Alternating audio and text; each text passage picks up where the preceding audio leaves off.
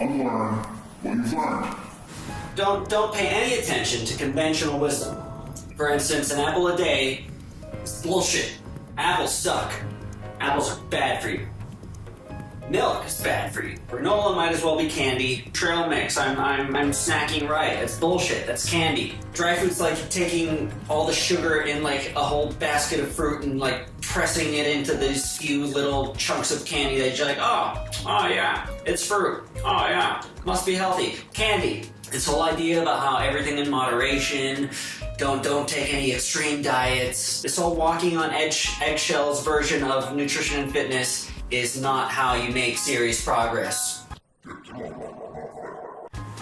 I don't care how much you think you drink. It's like I really don't drink too much. If you drink and you're fat, you're drinking too much. Not only that, your drinking choices are poor. You ever drink a vodka tonic and you're like, oh yeah, that's really filling. I feel like I've just eaten like 300 calories of food. No, because those calories aren't satiated. Get real cozy with the website getdrunknotfat.com. It's a great resource to find out what you should be drinking. Here are your new drinks. No more sugary bullshit. Don't mix anything with full calorie soda. Don't get anything with juice or fruit, anything that says like sour mix, any bullshit like that. You're drinking candy, then you're gonna pay $12 a drink for it. You want club soda, diet soda, water, ice, straight liquor, dry wine. That's great. I'm all about efficiency. You need to get drunk efficiently. No beer, unless it's light. You have to stop identifying with a label fat. If you've been fat your whole life, that's a part of who you are in a way. That's kind of like your culture. And when you take on a label, it's a part of your identity. It stays with you. And it's hard for you to think about a future with you not being that way. Like my Obama hand gestures. A really good example of what I'm talking about is Kevin Smith. He identifies as being fat. He has this podcast called Fat Man on Batman. It's hard to hear him talk for 5 minutes without him making self-deprecating fat jokes. His identity is so strongly connected with being fat. For him to eventually lose a serious amount of weight and become not fat would be like losing half of who he is in life. He would be like losing his whole culture. I was blown away when I saw that he lost some weight, but he didn't lose enough weight. He just lost the weight to get back to sort of his Silent Bob shape. You think Christian Bale thought he was a morbidly thin person during The Machinist when he was like 80 pounds? I don't think so. I think he saw that as a very temporary blip in the radar of his body image. We've all got our food kryptonites, the foods that you just can't resist. I want a sushi pizza with peanut butter cups on it. You need to find alternatives to these. You need to eat sushi without the rice. Just enjoy eating raw fish, maybe. There are ways to make pizzas that are good for you. There's ways to make plenty of types of food that aren't as horrible as the real thing. Pretty much any dessert has a low-carb, healthy variation of it. Sugar-free. I'm not here to tell you to go sugar-free, but you should go sugar-free. But if you're too much of a pansy to do that, stop drinking soda. God damn it, stop drinking soda and juice. Stop it. It's stupid. It's the stupidest thing you can do. Those are the most wasted calories. You're doubling your calories in your meal if you have like a reasonable amount of food and then you're drinking orange juice.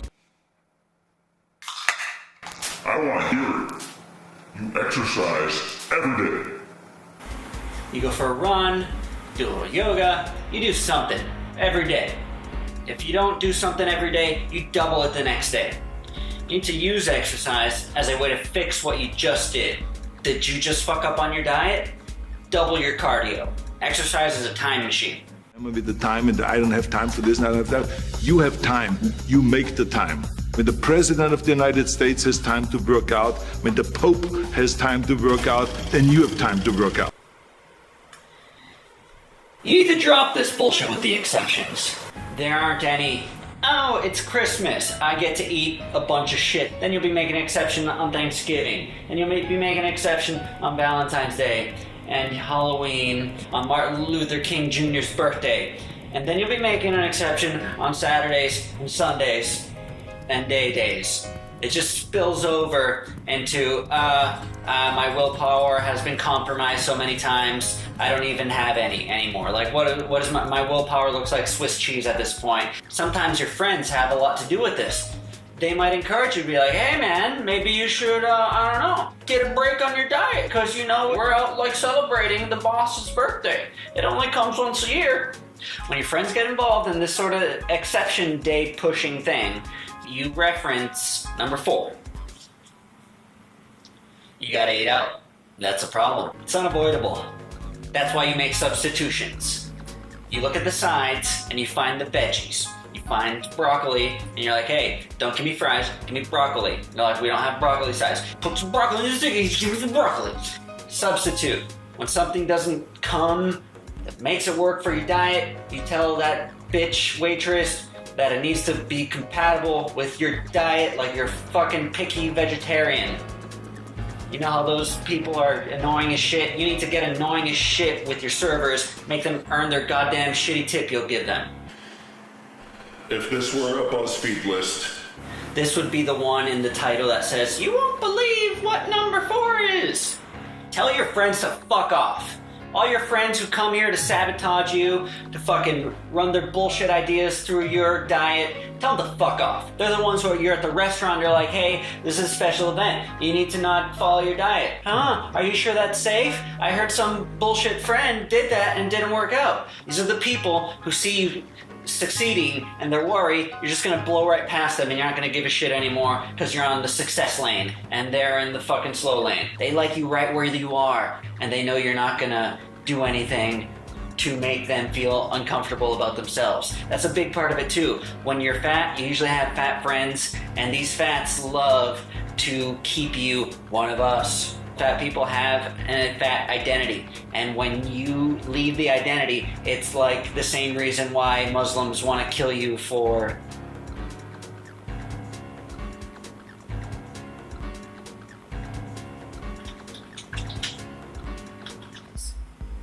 apostasy. Friends are going to treat you like this is Islam and you're an apostate. They're going to fight you tooth and nail every corner, and they might even kill you. Except in this case, they're just going to be extremely passive-aggressive about it. Why are you just eating a salad? That's not enough. Your metabolism's going to slow down. You should eat more calories. I read in this article on Facebook that some bullshit that doesn't matter because I'm fat and you shouldn't listen to anything I have to say concerning nutrition and fitness. In fact, bring the fight to them. You got to take the offensive here. Start posting all these fitness apps that you're going to get from Runtastic to Calorie Counter app, My Health shit, Samsung S Health. get cozy with being hungry. It is okay to be hungry. You don't have to be scared like you're cutting yourself or like you're bulimic or something. You're allowed to be hungry.